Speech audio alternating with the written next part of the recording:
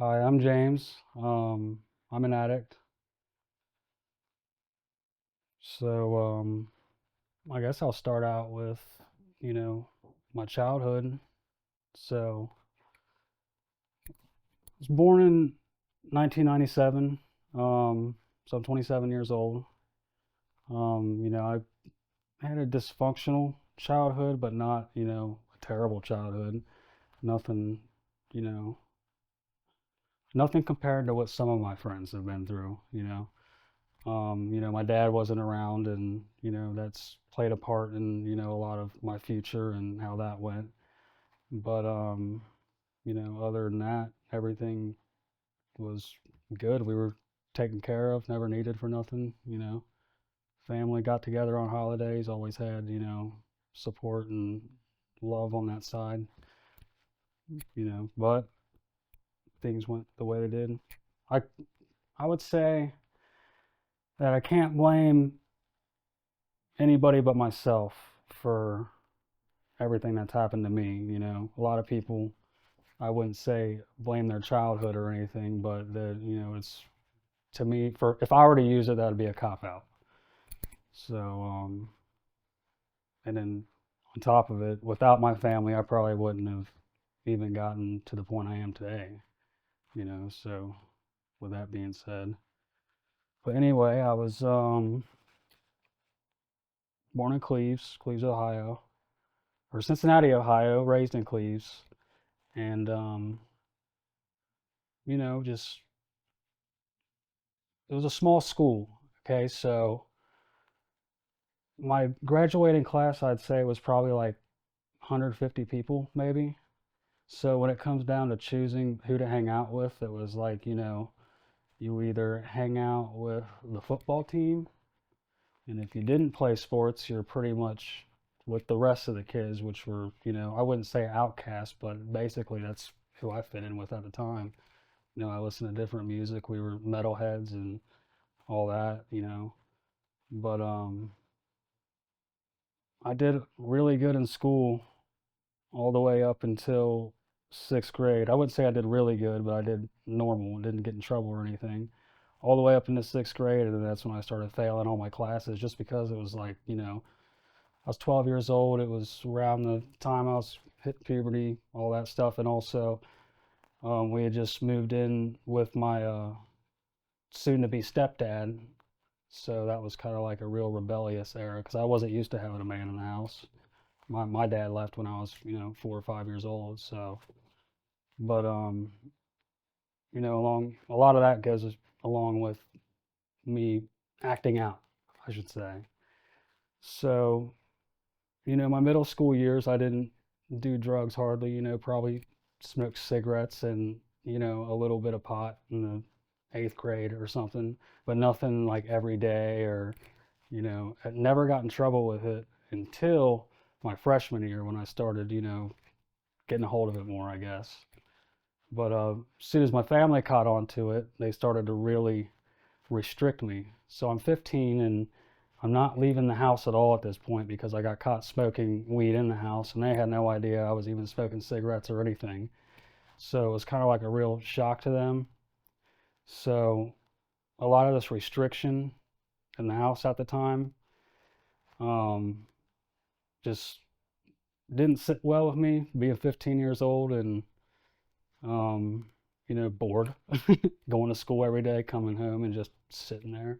So that went on for, a long time. Plus, I had gotten in trouble. Besides that, I spray painted the school that had just been built, and we got away with it that night. But the cops came, a month later because it was six of us that did it. Six 15-year-olds can't really not keep their mouth shut about it. So that's the end of that story. But besides me getting in trouble and getting caught smoking in the house, I was on lockdown. So after that went on for a few months, I started to get, a little bit more freedom and things were going cool, sorry. But I had this rebellious streak, especially when it came to drugs, because for me it was like, you shouldn't smoke weed, it's bad just because you're young, or I'm not looking at the health reasons of it as far as like the authority reasons.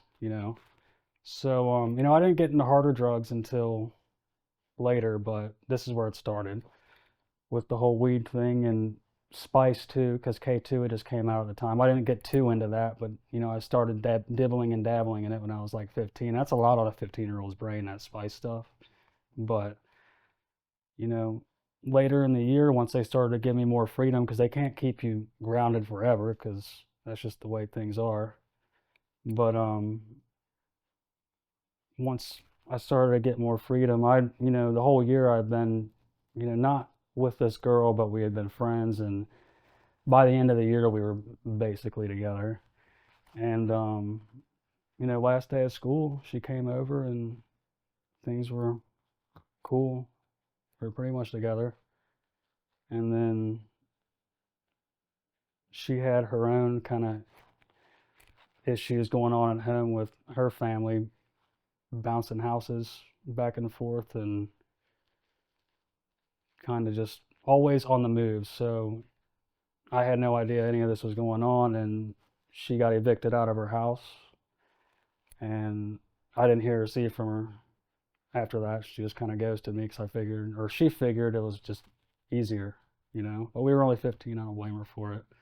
But the only reason I bring it up is because I think it had a lot of like negative impact on my emotional state, as far as like I already had separation issues, as far as with my dad never being around, and then just I guess abandonment issues, I should say.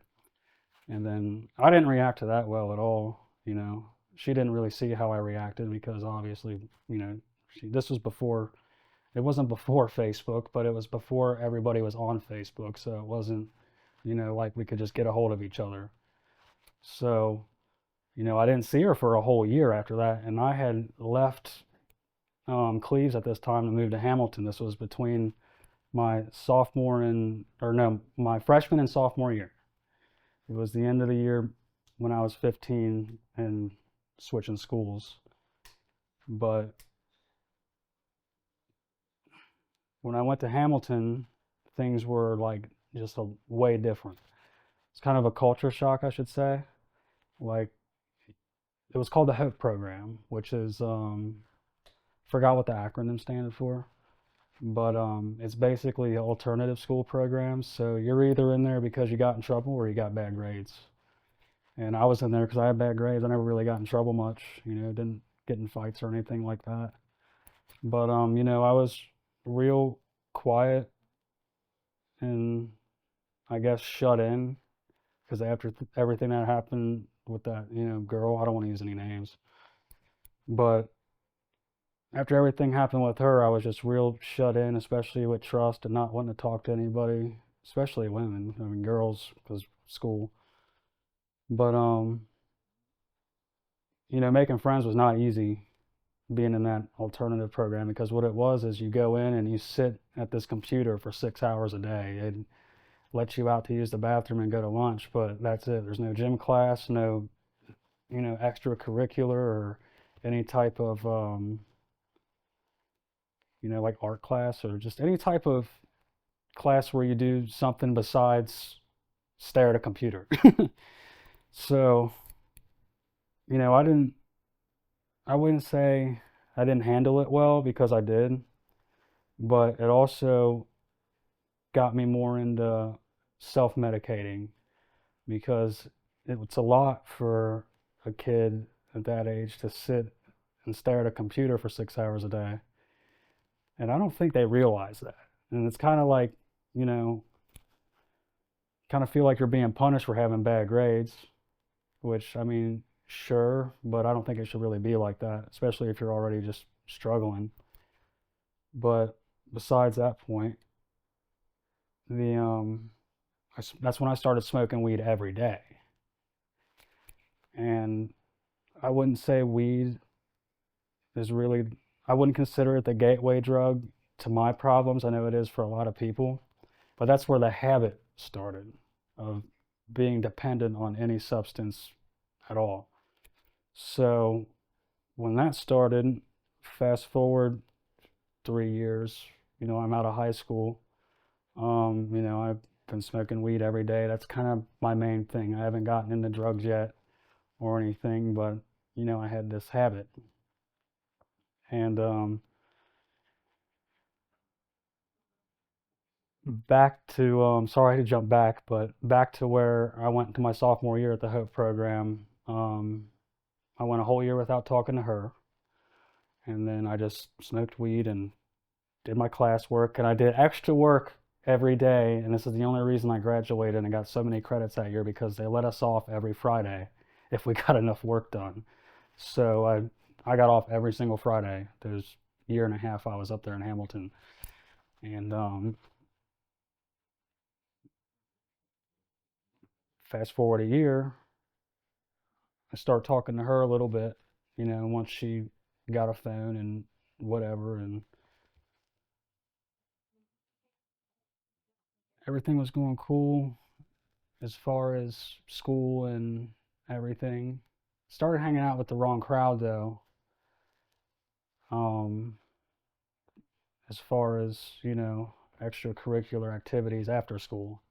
I wasn't in, football team or band or anything like that, or track, anything. So pretty much after school it was go hang out with them and, do whatever. At the time I would say we were little wannabe thugs for the most part. You know, got into selling drugs a little bit. Very small time, especially being a teenager. I was the only one with a car. So that's another reason why I had a lot of friends in the, that spectrum, because, I just felt like I identified with them in a way, because, I was never accepted with the upper echelon kids. So, but back to that, we get into selling drugs a little bit, and that's when I started to get introduced to, the lifestyle, as far as how their families live, and, you know, just the way people are on that side of the spectrum. It's kind of hard to articulate. I know I'm kind of jumping around because I haven't put too much thought into what I'd say here today, sadly. um,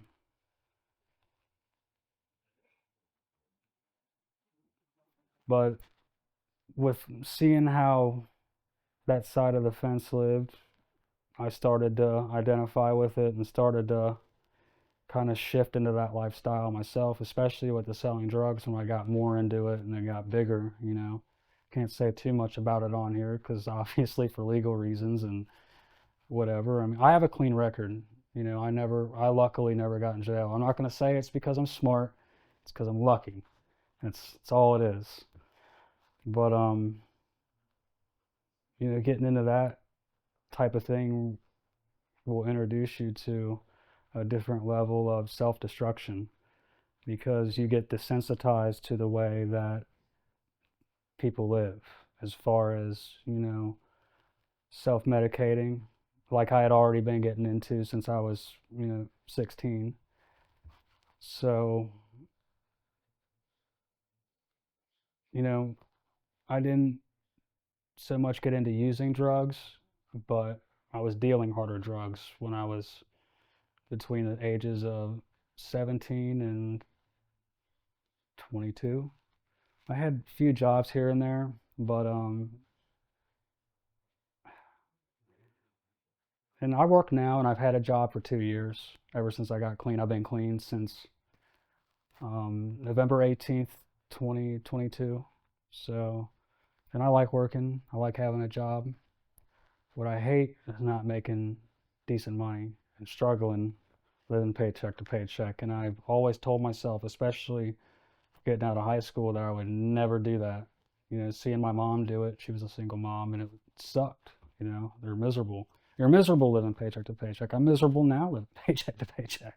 I mean, I'm not miserable, but you know what I mean. Anyway, um, I had these few jobs here and there. Like this one job I had, I was working.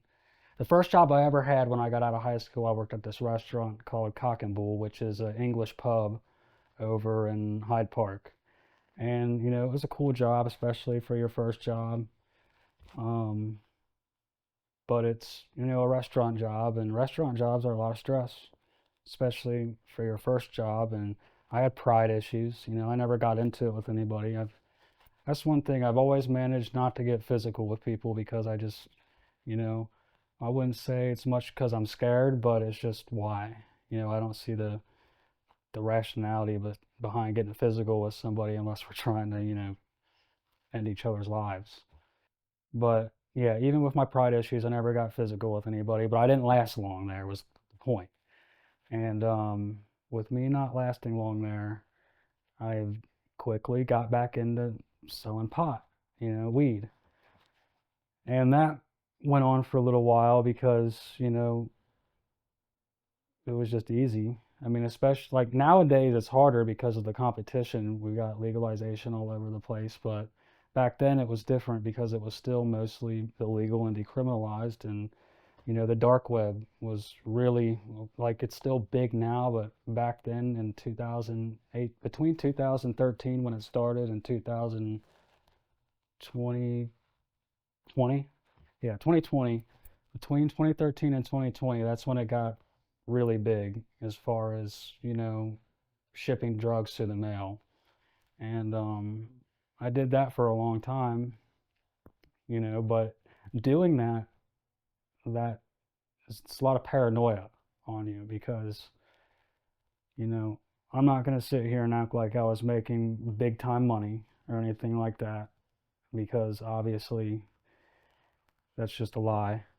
But, it's just what I was doing, and it's big time trouble even without the big time money. And if I would have got caught doing that, that's especially with the amounts we were moving, I probably would have done at least 5 years, 10 years in prison. So it didn't bother me at first, but once I, you know, did it after a while and, I started getting into, more drugs and stuff, it started to really resonate with me that it was, shit, this is some serious shit. And if it goes bad, anybody I'm, doing business with or, selling drugs to, whether it be family or friends, we this could go bad at any time and I could get the shit end of the stick. So, I eventually just kind of fell back out of it. Okay, so I started working at this place called the Tri-State Grain Inspection Service, which is in 2018. And I worked there for about 6 to 8 months or so. So basically, what you do is you go up to the barges and different grain silos out east and up north in Troy and Winchester, Ohio, and you take samples of grain like corn, soybeans, wheat, and bring it back to the lab and cut it down and test moisture and all that. You're sampling the grain inspection service. So that job was cool and everything, but didn't pay much. So I didn't last long there, and I got back into selling drugs again, and that went on for about a year. But within that amount of time, I started doing hallucinogens like LSD and mushrooms and stuff, and that also affected my paranoia. And I'm back into selling drugs again, so it's just, you know, it's just a lot, for a 21-year-old. I just turned 21, and I was doing that for a while, but eventually, with doing all those hallucinogens, I started to stop doing them. Okay, shouldn't have said started to stop. That was kind of stupid, but I stopped doing them, and the lack of serotonin in my brain like really affected me from not having LSD. I wouldn't say it was like a withdrawal because more LSD wouldn't have helped, but it was just, you know, I was like a zombie almost, and that's when I started doing opiates again. And I had a pretty good handle on it, for the first couple years. Like I would go buy, you know, two 30 milligram Percocet once every couple weeks, and then I got not out of my apartment on a weekend. And I did that for a while. Percocet got harder to get, and they ended up being fentanyl anyway. So I wanted nothing to do with them after a while, and then I found, connections with heroin. And for me, it was, buy Percocet at the risk of getting fake ones anyway and paying top dollar for them, or spend $50 on half a gram of heroin, and with a very low tolerance that lasts you forever. Not that I would buy it to last anyway, because I would only buy it to do it on, that sparingly every couple of weeks. A lot of times I would end up flushing it or giving it away to somebody that's doing it. So, that went on for a little while, and um, I got this valet job in 2019 with my brother Mike. We were working there for a little bit, paid nothing again, hated it. And then I ran into some money from, you know, I guess something that went my way. Not very proud of it, just can't say much about it. Nobody got hurt or nothing. And there was nothing like, a robbery, but I screwed somebody over, and I hate to admit it, but I did. And I made a good amount of money from it, and I quit the valet job and I flew to Texas and like 2 days after that, because I wanted to hang out with my friend that would move down there. So I hung out with him for a week in Texas and came back and had a little bit of money left, and blew through it immediately because I was house sitting for my uncle that July. I remember I flew to Texas in July, flew to Texas July 5th, 2019, came back a week later, house sat for my uncle until I think my birthday, August 1st. And I was out of money by then, and I started doing opiates again when I got back from Texas. And you know, I got tired of buying that, so it was when I was buying perks again. So I got tired of buying the perks again, and so this is when I first got introduced into fentanyl. So, because I had stopped doing the heroin a little bit before that, like 3 months before that, because I started working. And so that's when I first got introduced to fentanyl that August. And, luckily I didn't die, because I guess I had a little bit of a tolerance. But, you know, that kind of hit the switch for me. I mean, the switch was already hit for me anyway because of the previous opiate use. Um, but with the fentanyl, it was different because that was the first time I had ever been like really sick, like as far as restless legs and not being able to sleep for a couple of days. So my cousin, or my friend, I should say, um, he he didn't know much about it, but he needed something from California and he didn't want to fly out there. So I went out there with, his money, and then he gave me money to hang out with, pocket money just to get me out of the area and, kind of clean me up a little bit. So, I go out to LA for like 4 days, I think, because we're just there on a run. And we get back, or well, I shouldn't just skip to getting back. The whole time I was in LA, the first night I was there, or actually before we even got on the plane to go, I remember going down to the house. My grandpa dropped me off at the house we were leaving from to go to the airport. And that was the first day I realized that my legs hurt. Like, because I had stained for a whole 24 hours at this point from a 2 week, every day. That was the first time I did dope for like every day straight for 2 weeks. It was always a weekend thing, especially fentanyl.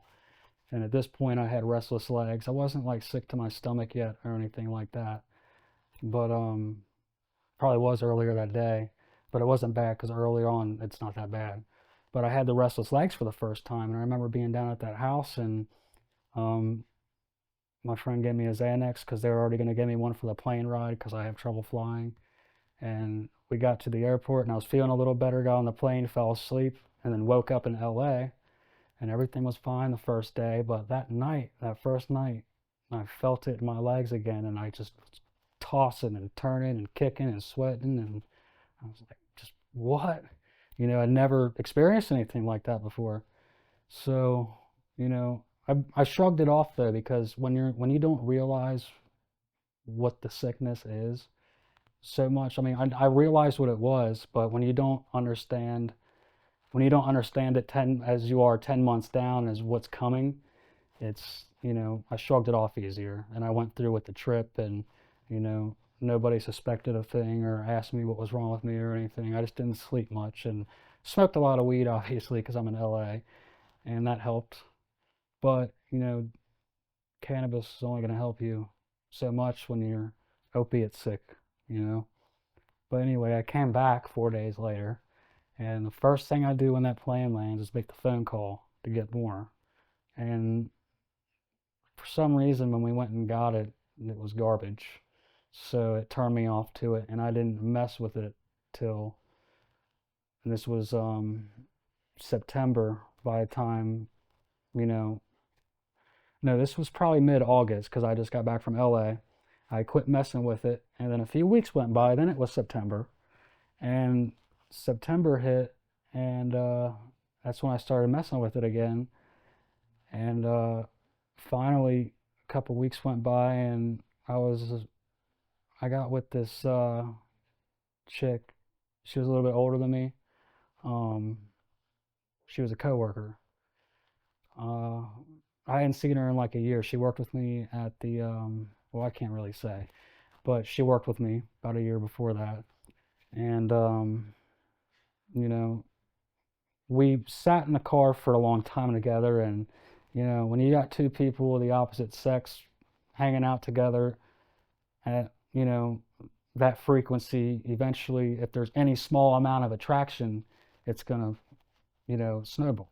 So that's just eventually what happened. But at first, when I tried making the move on her when I worked with her, it didn't work. But I hit her up a year later, and she had her own problems before, with addiction, and that's when I hit her up a year later, is because I wanted advice, and she came over, and you know she we hung out for a little while, like a week or two, past that, and then finally she convinced me to go into the engagement center. This was the first time I'd been into a detox center, and the engagement center is in downtown Cincinnati at the Adapt program building, and I was there for 3 days. Um, when I got out,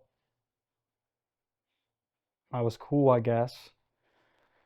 I didn't have any plans to use when I got out. They gave me a Suboxone, and I went into precipitated withdrawal, and I got really sick, and I just wanted out of there because, really, to be honest with you, I just wanted to smoke a joint. For my stomach. I have a really bad stomach. I was telling you that earlier. Um, but when I left rehab, this is when I was closer with my cousin, and it was his birthday the following day, and he wanted to go somewhere, and he always wanted to go to Vegas. He'd never been there before, and I'd never been to Vegas either. And so I figured, well, screw it. Do you want to go to Vegas for your birthday? And I wasn't planning on going. I didn't think he was going to take me, but he said, he's seen that I just got out of rehab, and again, he thought it would be a good thing to get me out of town. So, and it worked out for the most part, but you know, we went, and it was another 4 day trip. August, I went to LA. September, I went to Vegas right after I left the engagement center with my cousin on his birthday. So we left for 4 days, came back. He paid for the whole trip. And, the plan was for me to start working when I get back and, pay him back. And I still owe him, a boatload of money. And if he ever watches this, I'm sorry. Um, you know, but 4 days, came back, and I was clean for a long time. Like, well, I mean, it felt like a long time, like 3 months. 3 months is a long time in the grand scheme of things, as far as your timeline of addiction. So this was 2019 to 2020. And but I didn't jump right back into it and start doing it every day. I bought a gram and I partied on it, and I realized it was going too far because a few days went by, and I flushed the other half a gram down the toilet, and I had my brother watch me do it so he knew I was serious and all that. But, that's when I was clean for a long. That's what I should have said. I flushed it, and then a couple weeks later, I remember going to the New Year's party in Clifton at that bar, and it was 2020, and I was clean for a long time after that. Started working in like January, end of January, February at the casino at the buffet. That's where my cousin worked because that was the plan in Vegas. Get a job when I got back at the casino and, pay him back. But the pandemic hit in March. I quit my job 2 weeks before they laid everybody off for the unemployment. So a lot of people got paid $600 a week. Some people got paid less. Some people got paid nothing.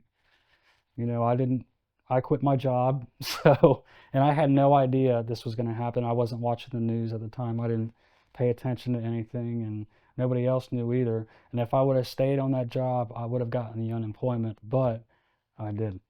So I got the stimulus. But with that being said, there's no jobs at this point.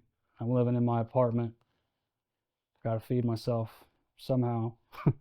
Quickly fell back into selling drugs, and business was good. It's the pandemic. Relapse is up so much. I forgot what the percentage was, but it was in the 90s. There's no AA meetings. There's no programs running. All the methadone and Suboxone programs are, giving out 28-day take homes, no groups. So a lot of people depend on that. So people lost their support system and they're not going to work because they're laid off, um, trapped in their houses, loved ones, you know, especially the older loved ones stuck in a nursing home, won't let anybody see them, and people stuck in hospitals, all that. So it was just, it was a rough time of year. Luckily, my family got spared a lot of the heartache. Um, but when that all happened, and I started getting back into selling drugs, and I was trapped in that apartment, that's when I started doing hallucinogens again.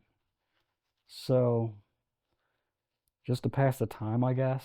And we were dealing with the dark web a lot at this time too. And we got really into it. And instead of just getting weed off the dark web, we were getting actual drugs, and not a lot of it. Um, More like party drugs. I never got into selling fentanyl or heroin because, um, one, it's dangerous because the person you're selling to might not have a tolerance for it, whatever you're giving them, and um, it's just wrong to sell. It's wrong to sell drugs regardless, but in a sense. But when it comes down to the harder stuff like fentanyl and the opiates, especially nowadays, anybody who's still in that game is morally defunct at this point because back when it was heroin, I wouldn't say it was morally different as far as the sale of narcotics, but the heroin before it had fentanyl and it wasn't doing the damage that the fentanyl is doing, and all the other cuts like the xylazine and everything else. So it's just,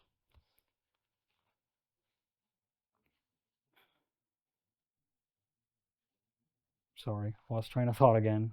It'll come back. We were talking about how we're talking about fentanyl and how it just completely, the moral side of fentanyl and the heroin distribution. So a lot of people did that were heroin dealers did quit selling completely and either moved on to different drugs or got a job or did whatever. I don't really keep up with these people. I never consider these people my friend or anything like that. Because it's strictly, a business thing, especially with the harder stuff. So, but on the moral side of it, a lot of the people that were selling heroin before quit, went and did their own thing, and then a lot of them switched. to fentanyl because they're greedy. And they're even so greedy that fentanyl is not enough. They got to cut it with xylazine.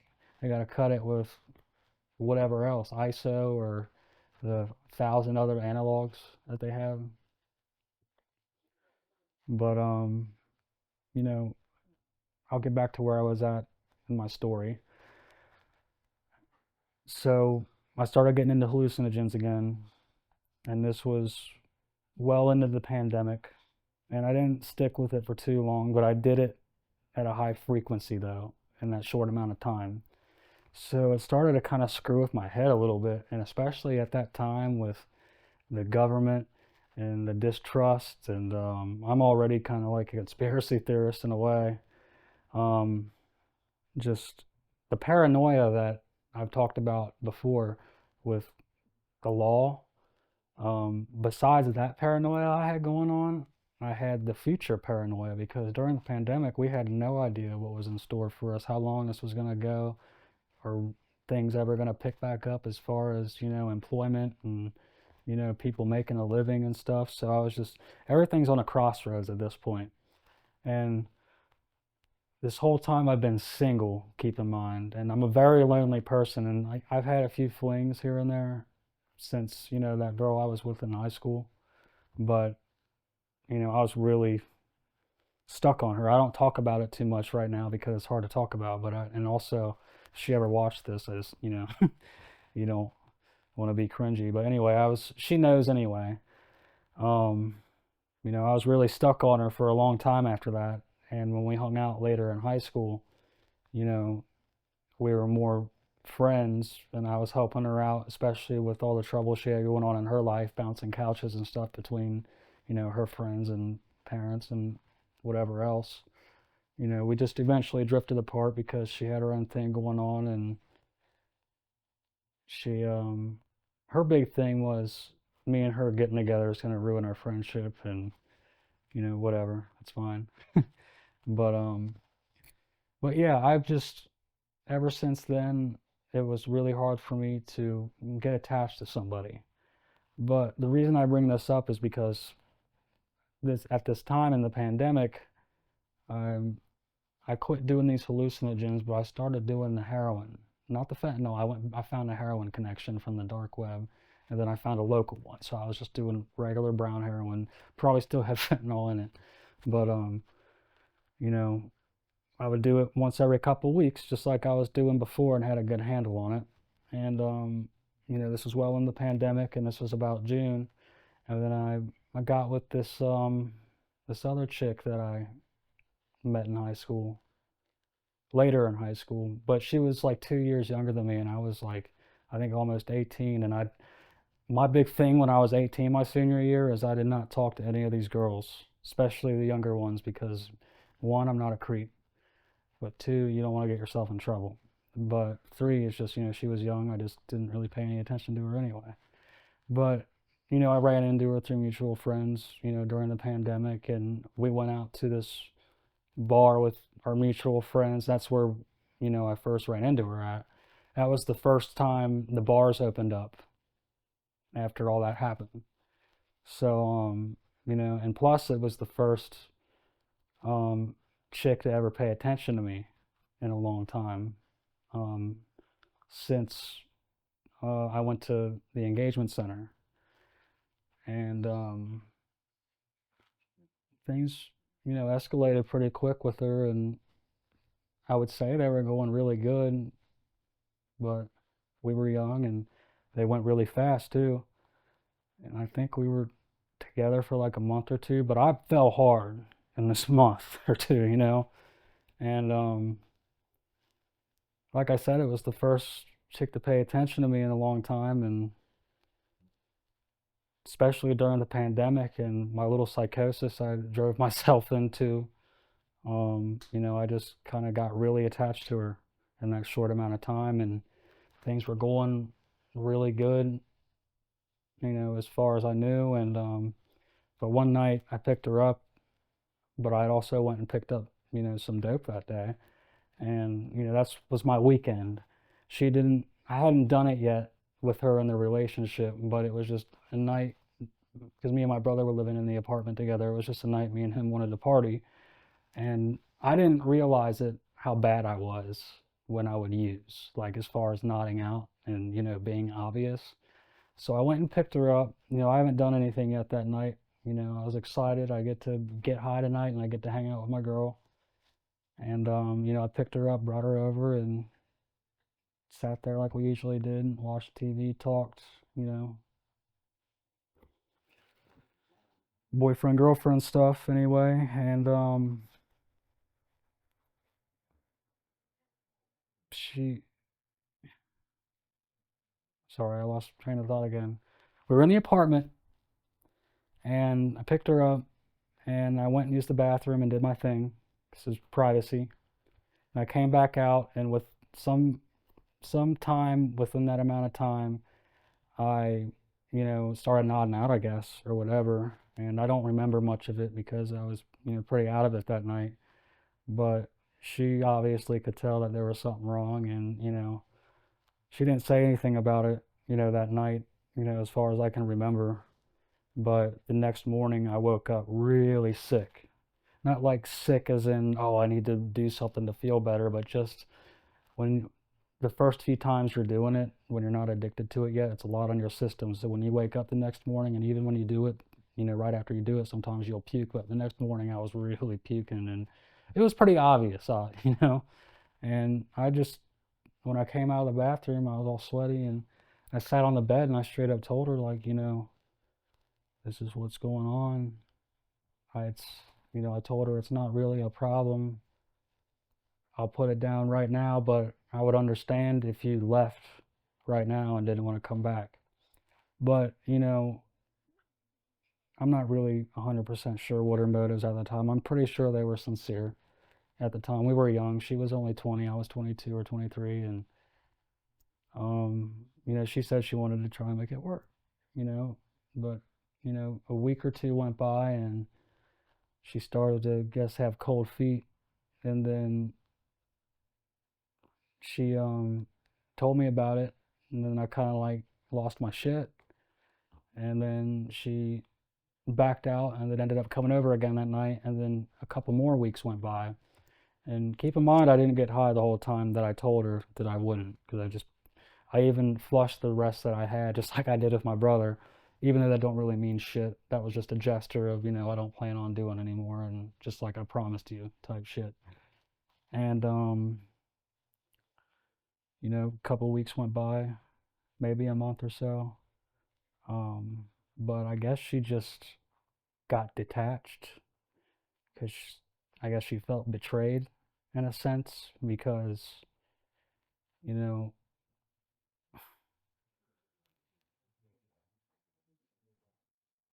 when I say betrayed, she felt betrayed because my brother was getting high too. And I told her that he didn't mess with any of that shit because I didn't want her thinking that him living with me was going to be a problem. And we were all talking one night, and then he, you know, blabbed about it. So she didn't like that. She never said anything about it to me up front until, um, you know, that couple weeks went by, and I went and picked her up one day, and I just, she was being really distant. And, we're hanging out, and I think that was, yeah, that was the day I introduced her to my mom. Drove up to Indiana to see my mom, and then we got back to the apartment. She didn't, want me to touch her or nothing. Was just being real quiet, and I didn't say anything because I figured maybe, she just had something going on. I was trying to give her a little bit of space because we were up each other's asses up until then. Um, but a couple of days went by after that. I didn't see her, and she wasn't really talking to me. And I finally asked her, like, what's going on with you? You being distant, And I wasn't being confrontational about it. I was just more concerned, you know. Like, is there, something wrong? You can talk to me about it. And then I remember her getting real defensive about it. And we talked for like 5 seconds or whatever, and sent a few messages because she was hanging out with her friend that night or wherever. And then that was that, and then I reacted to it horribly. So up until that point, I didn't get high. But the first thing I did after we broke up was we go get high. And I want to say something before I continue with that story because I don't want people to think that I don't realize what I did, but you know, in a sense, I kind of made it seem like if she left me, I was going to use. And she didn't like that.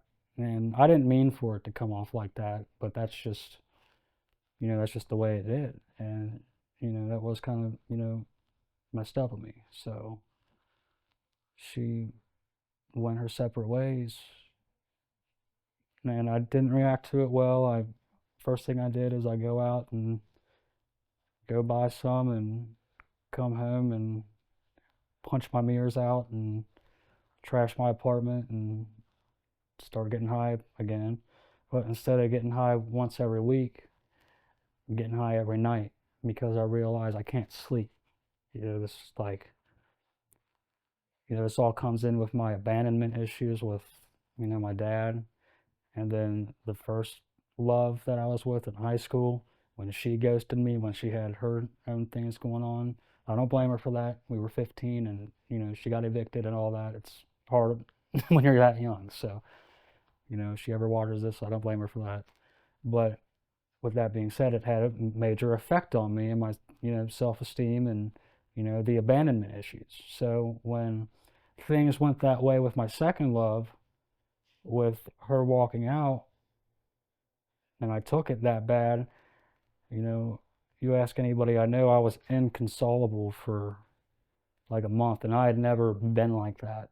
Even with death in the family, I'd never been like that. Like I was, like there was, I had a one bedroom apartment, right? So my brother slept in the kitchen and I slept in the one room, and I didn't want to be around anybody. So I took a beanbag and put it in the bathroom and locked myself in the bathroom for like 3 days.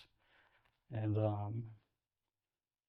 eventually, I kind of snapped out of it, but I was still getting high. So I developed a dependence pretty quick. And I think I tried subs at that point, um, but they don't work unless you really, really want to do them. So, a few weeks went by with me getting high and me being utterly um, depressed and feeling sorry for myself and all that, jazz. I came to the conclusion that I wanted to commit suicide. And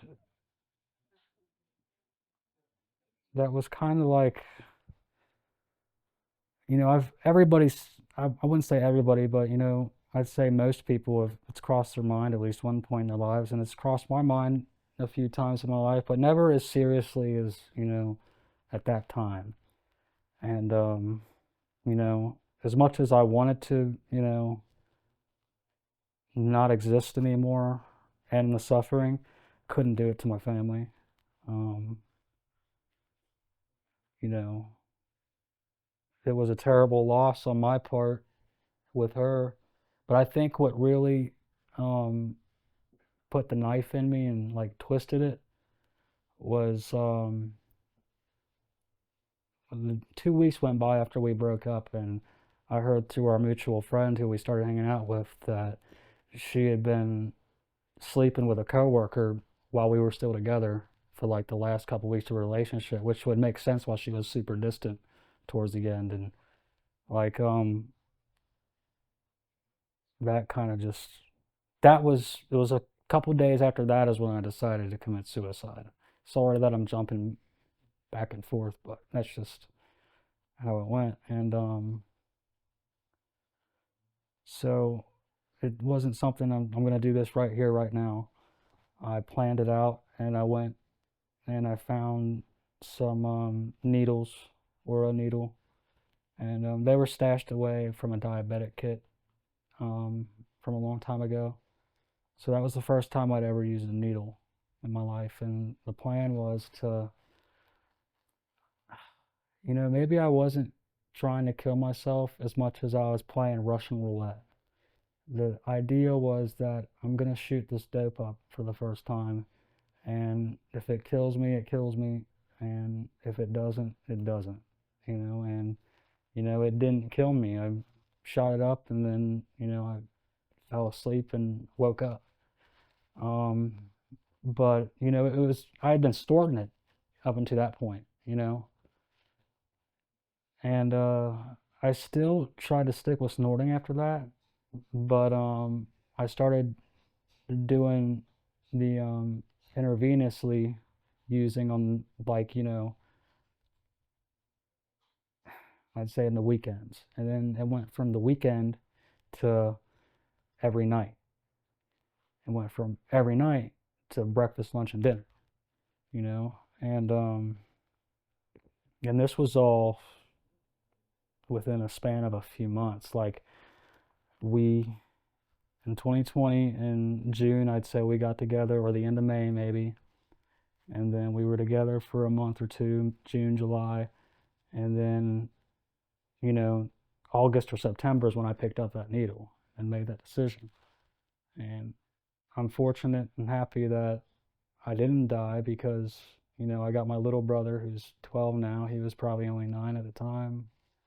I got my mom still, my grandparents. I got a lot of family still, and that would be a really, really shitty thing for me to do to them, especially after all they've done for me. And it's just selfish. I can't think of anything more selfish I could do to them that I wasn't already doing, because they had kind of gotten hip to my addiction, but they had no idea about the needles yet. Um, but eventually it started to show, and then they started to find needles when they started digging a little more, and they they pretty much just let me be up in the apartment, and the apartment I lived in was a family-owned building, and they have a business downstairs. So when I first moved in when I was 18, that's when I first moved in there. Um, After high school, the idea was for me to pay $200 a month, which I ended up never paying because I was either doing yard work or whatever around the place, which is, very fortunate as well. I don't know many people who get that opportunity to live from age 18 to 24. No, it'd be 25, I would think. Age 18 to 25 in their own apartment, for free utilities. Um, so being in that apartment, and just, I had this ritual. I I still had a car, luckily, at that point. Got totaled eventually, but it wasn't my fault that time. But being up in that apartment was kind of very detrimental to my well-being. I was safe in a sense because I'm off the streets, but I had no supervision. You know, I kept my brother around. He was using too, and he's sober now. Got clean around the same time I did, by the grace of God. Um, but I try to keep people around because you don't want to use alone when you're using fentanyl, of course. But went from needles to eventually, like I said, I was using brown heroin to a certain point, but I was shooting it, and eventually it just got real low quality, and then it had fentanyl in it anyway. So I switched to white fentanyl, and I started using that, and then eventually it became different colors, and you're just doing whatever you get your hands on. Oh, the purple stuff's good today, I'll take that. Oh, the purple stuff sucks today, I don't want it. So it's just, you go from a standard that's set this high for yourself, I'll never use a needle, to I'll never shoot fentanyl, to I'll never shoot meth or whatever. It's just a weird kind of I don't know how to describe it, but you set this. It's like your self-esteem goes so low. You're not yourself, and it's just you're like, oh well, whatever. It's I guess you're just desensitized to it, but you're also um, you're numb to it because of the drugs. You're numb to it from the opiates. Um, because I say this a lot today, even, I've been clean since 2022, like I said, but I struggle a lot with money, finances, the state of the world, future. And that's stuff I think about. It's stuff I didn't think about when I was getting high. Stuff I didn't even think about when I was dope sick, every morning. But like now that I have all this time to think about it, I've gotten a lot better with it, but I'd say it a lot that it's a lot less stressful, or it was a lot less stressful even when my arm was rotting off and I was sick every morning than it is today, keeping a straight job and keeping my nose clean. But obviously, I stay doing it for my family and for myself because you have to do it for yourself, at least to a certain point. But I was back to the apartment though. My grandma's thing was to never let me go hungry. My family tried to never enable me with money. Like, around Christmas, we'd get socks and clothes and stuff like that.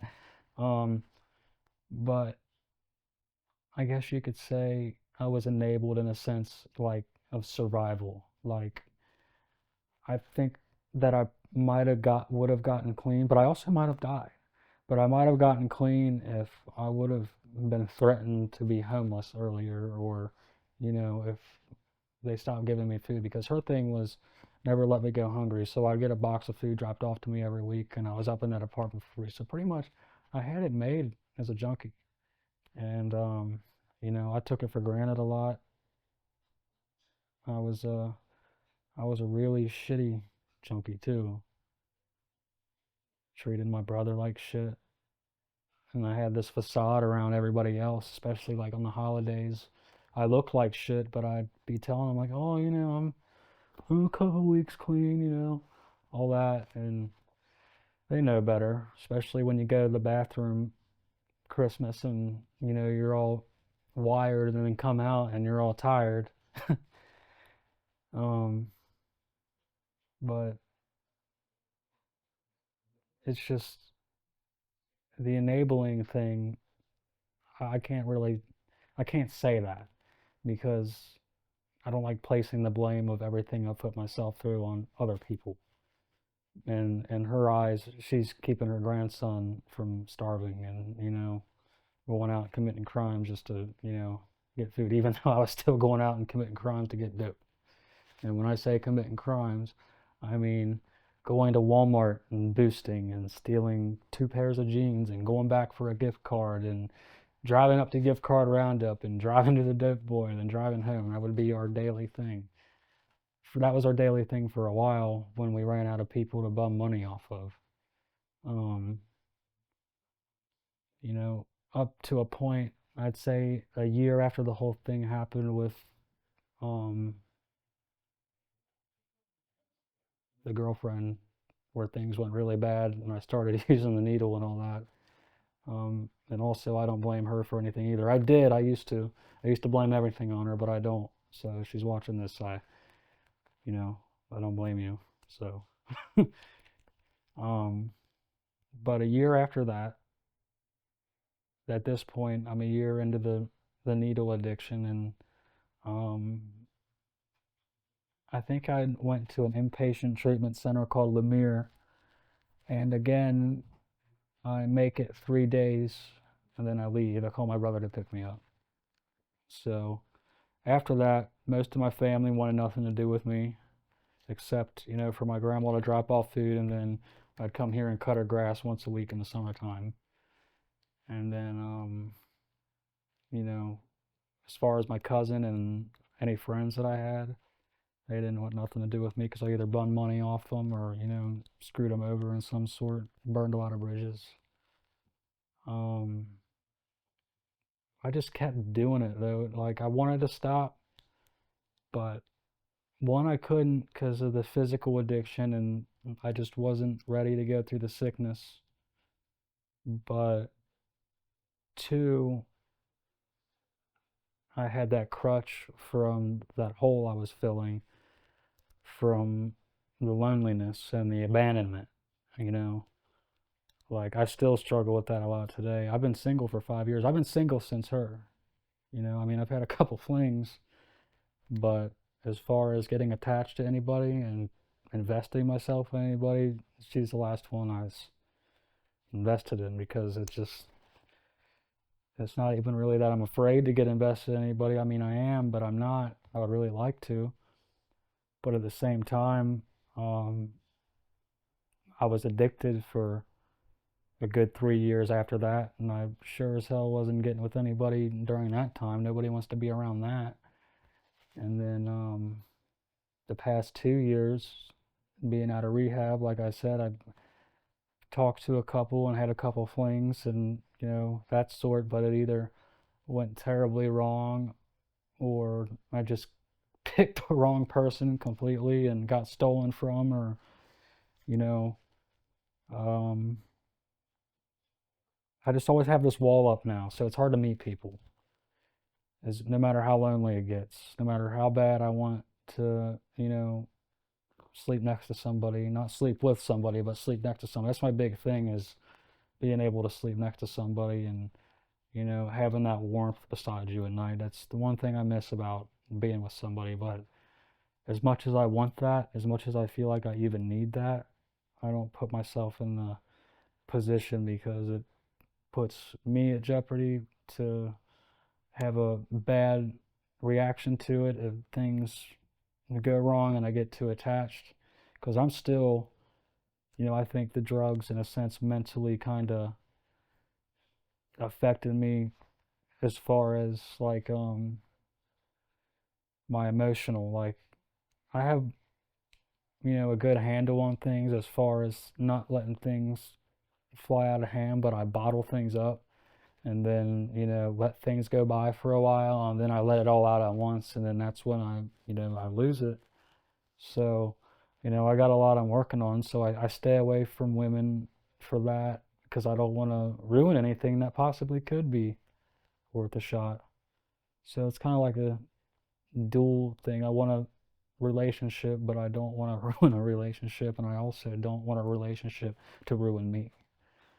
So that's why I just try to wait till I guess I can be my best self. Plus, I'm still on MAT, which is medication assisted treatment. And there's Suboxone and methadone, and other ones. I'm on methadone. Methadone is I would say, the more stigmatized one. I'd say Suboxone is about as stigmatized as methadone, but methadone's been around the longest. Um, I could never get past the point of precipitated withdrawal to do Suboxone. So eventually I did end up getting into a methadone clinic, but I was on methadone for almost a whole year and using fentanyl because I couldn't get through the 3 day sickness on the street, or at least I didn't think I could. I can now that I know what to expect. But you know, when eventually I burned all my bridges. This is, you know, I'm just gonna hop towards the end of my addiction in 2022, because really from that point, a year after the whole relationship going bad, it's just me robbing and stealing and breaking hearts with my family and destroying my body. You know, I'm gonna go ahead and show. Is it in the frame or? But if you can see that, I've done a lot of damage to myself as far as you know physical and visual. Most people look at that and they don't know what it is because it looks like a burn or something. But some people, they see it and they know. Usually other addicts or people that know addicts. But up until that point, from the year afterwards, from that point on, it was just me in that apartment watching TV, going out, robbing, stealing, and like I said, and breaking hearts. And then eventually, I had these they're still pretty much the only friends. Like I would say I got a good amount of people that I still talk to and a good support system, especially on social media with friends that I met in treatment, um, and friends from the past that also got their shit together. But as far as like close friends that I see often, um, when I was in my apartment still on the last 2 years of my addiction, I had Shane and Helen living with me. I'll go ahead and say their names because they don't care. They're cool. But Shane and Helen were living with me for a good while. And at first it was Shane, and he was only supposed to be there for a few days because Helen went to jail and they lost their motel room and stuff. And I had known Shane from way back because I went to school with his brother. Shane and Helen are my parents' age, but they've always kind of looked out for me. And, my family, didn't like him at first because they kind of looked at it like, they're living in my apartment, taking advantage of me, but that really was not the case. They kind of kept me alive, probably saved my life a couple times. Um, but with Shane and Helen though, they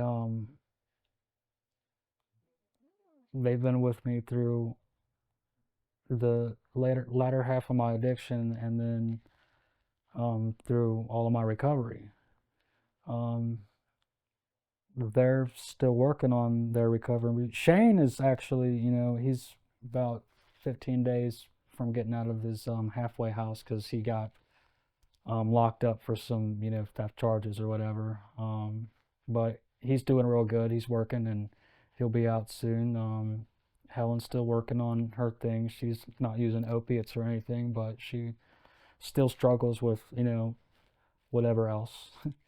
Not going to put too much of her business on here, but I still try to be there for them because they were there for me, and you know.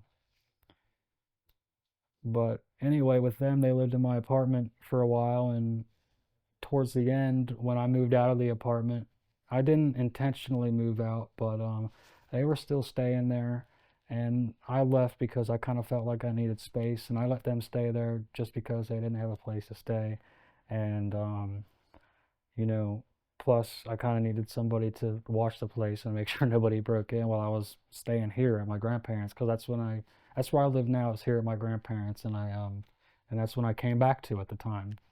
I didn't move back in here with all my stuff. All my stuff was in my apartment, and the original plan was to go back, but I came here and you know,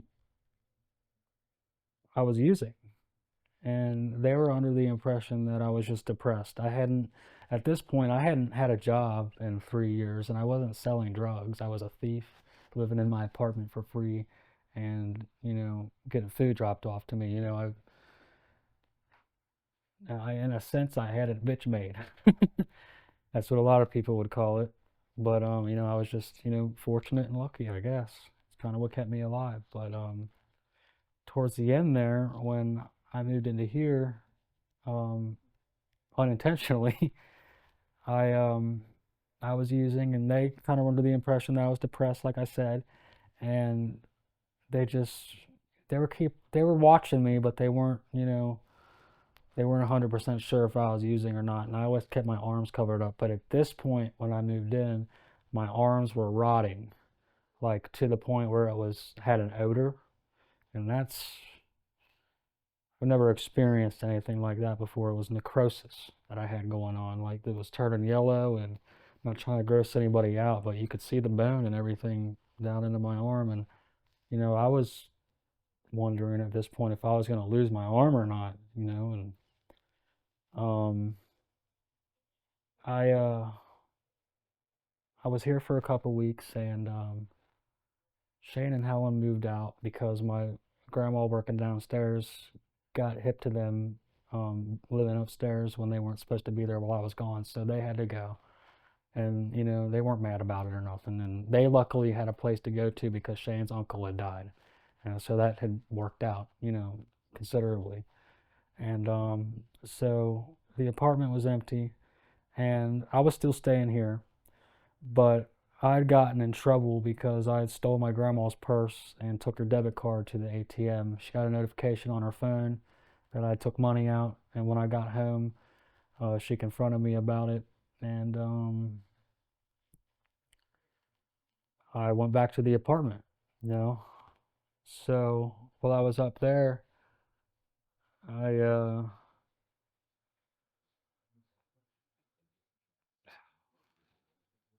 can't really say. I wish I would have gotten into it now. Let's just say I started stealing a lot of money. I'm not gonna say from where, but it was a lot, and I got caught, and it was either go to treatment or go away. I was gonna be shunned from the family and on the streets, and this is when things were gonna get real. And my arm was falling off. I decided to go to the emergency room. Wasn't sure if I was going into treatment yet, but the arm was falling off, like I said. So went to the emergency room, and they didn't really do much about it. And that's not the first time I've been to the ER and they've treated me like they didn't care, because that's just how it goes. There's a stigma against drug addicts, especially fentanyl users, because we're looked at like we don't care about our lives, because you kind of don't to a certain degree. But in my opinion, as a healthcare professional, it really shouldn't be like that. But whatever, that's just how it was. But when I got there, they didn't really pay it no mind, and they inspected it, and they said it was superficial after they took some x-rays or whatever, and they wrapped it up and sent me home with a bottle of antibiotics. Didn't tell me how to clean it or anything like that. So instead of going to my apartment, um, my mom had came to the ER, and she had found out about everything that happened, all the money I stole, and you know, she's laying the law down, for me to go to treatment and get my shit together, or go, like I said. So we talked to the ER lady, nurse, about treatment centers, and that's when Adam's Recovery came into mind, and that's the place I chose because they had the methadone program, and I was on methadone, and there was no way I could quit methadone and fentanyl at the same time, especially being on the high dose of methadone that I am, or was. And so I went to her house that night in Indiana, and it was probably one of the worst nights I'd ever had as far as being sick, because I could feel the infection in my arm, and I was sweating and just puking all night. And I was already sick from the night before. I had no money, so I was sick for 3 days at this point. And my poor mom, she's not in good health at all. I mean, she's gotten worse over the years since then, but even then, she still could hardly walk and hardly drive even, and because she has spinal issues and stuff and had cancer and all that. I mean, she's in recovery, thank God. But um, that morning, I'm, you know, I'm up at 8 a.m. I was up the whole night, but I go and wake her up, and we're kind of on her ass about getting into Cheviot to the methadone clinic, because I pretty much made her stop at my brother's house so I can use one last time before I went into treatment, because I told her, like, look, let's go to Mike's and we'll stop there, because I don't want to go in there in this mindset, because I'll just leave if I'm this sick going in there. And I guess it's probably was the best thing to do, because I went to my brother's and I did my thing, and I went to the clinic. By the time I got to the clinic, I was feeling great, asleep. Um, Went in there, took a couple hours because they had to switch everything over to the guest dose at the clinic I was going to be at the recovery center. And we went to Meyer, grabbed a bunch of like stuff for rehab, because amenities and all that, and drove to New Richmond and dropped me off. And I'd been to a few treatment centers at this point, and I'd left after 3 days. And my mom's worried I'm going to leave, so you know, she's she leaves in tears, and I feel bad. And but I managed to stick it out for like 40 something days. They wanted me to stay for the full program, but I went in November 18th, and I stayed till like January 4th or January 5th, because after the holidays I was just really homesick. And you know I wanted to get home. And I missed my dog. My dog was old too. That just died recently. Um, my big thing in rehab was worrying about, her health taking a dump while I was in rehab and, feeling guilty about not seeing her again. So I left at the 40-day mark or so, and I was doing really good for a few weeks, and I relapsed, and it was kind of like a big blow to me because, like, man, what? And it wasn't like I just relapsed once and I was back on track. I relapsed. Well, started using again every day, fentanyl, back on the needle, and that didn't last long though because my grandpa picked up on it pretty quick, and so we were going down to Florida that the month after that. My grandparents had this plan to go to Florida that April. So um, I had relapsed in February or no, I had relapsed in March. Or no, I relapsed at the end of February and I, got high through most of March until, they caught me at the end when I was, becoming obvious again, and they were wanting to kick me out and send me on my merry way, but I convinced them, like, look, this is just a slip up, and I think if we go to Florida for April like we were planning, because it was for the whole month and I never left town for that long before.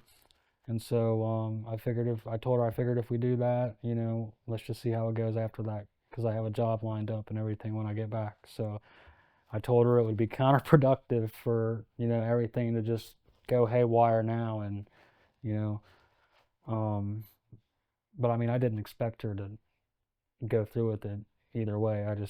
It was an idea, but, she wanted to do it. So we went down to Florida, and, I struggled down there as far as adjusting to the heat, I guess. Because I guessed dose at a methadone clinic down there, and it just, I was sick a lot of the time for some reason. But, a month went by, vacation, came back, stayed clean, got a job a month afterwards, and got a car. Stepdad got me the job. Um, Him and my mom have been divorced for a while. Probably should have added into the whole high school thing that my mom and stepdad got divorced when I was a junior, and when we were living in Hamilton, and that's when I came back to Taylor and graduated from Taylor, and I lived here. And then I went from here to the apartment. So there's that. And fast back forward to um, after the Florida trip, and I started working. That's pretty much how things have been the past um, 2 years. I've had that job since then, and it's been a road for sure. Car got stolen. Um, Never got it back. Got a new car, thankfully. Um, Woman stole a car. There's those trust issues. Funny thing is, I didn't even like her. I was just kind of, she had issues, and I felt bad for her, and I was helping her out a lot, and she took advantage of me. But it's whatever. It's all in the game. But yeah, besides, the hiccups and the stress and everything else, it's a blessing to be where I am today. Fentanyl is the leading cause of death in the country right now between the ages of 18 and 45 for males. So it's for me to make it through everything that I made it through with every time I've stuck a needle in my arm. If I had as many needles sticking out of me as I've stuck in me, I'd be a porcupine. You know? Um, it's kind of, I'm left with this sense of survivor's guilt in a way because I scroll through Facebook and I see a 15-year-old kid never done fentanyl opiates in his life, and he tries either a Xanax bar or an ecstasy pill for the first time, and it has fentanyl in it. He dies. And sometimes I get this thing where it's like, why am I so special? I knowingly slam it into my arms for a few years, and I'm still here. I just, it's hard to live with, but I think part of the reason that I'm here is, I try to be religious as much as I can. I struggle with it still, my faith, but I feel like I was kept here for, you know, mainly for my family's sake because, I got my little brother, my older brother obviously too. He would struggle. My mom. I plan not to perish before my parents or my grandparents. I feel like if I can at least make it past that point, then I'll be good. But, really, if it wasn't for them, I wouldn't be here. All their support and all the chances that I've been given through them and um, all the forgiveness. It's one thing I've been trying to work on lately is forgiveness. Struggle with that a lot too. But it's been a wild road for sure. Um, the weird thing is I don't know that many dead people. I mean, I do. I know a handful of them, but all the people that I used with are either clean or on the road to get clean, and it's also a blessing. I go to these meetings. Well, I haven't been to a meeting in a very long time, but you go to these meetings, and some people have no friends left, no family left. My first girlfriend, not she wasn't my first girlfriend, my first real love from early in high school. You know, most of her family died for, you know, um, and that's I think it's hard for her too, because like I still keep in touch with her as far as like we've always just kind of looked out for each other since then. I mean, we fell off for a while, especially through my addiction, but you know, we keep a healthy distance too because of my past feelings and all that. But it's hard for her to talk about with me because everything she's been through with it, even though she was never a user, she still affected her in a profound way. So that's the way it is with that. But I consider her a close friend as well, still, even though we hardly talk. um, but yeah, if it wasn't for my family, I wouldn't be here, and that's my story for the most part. So, thank you.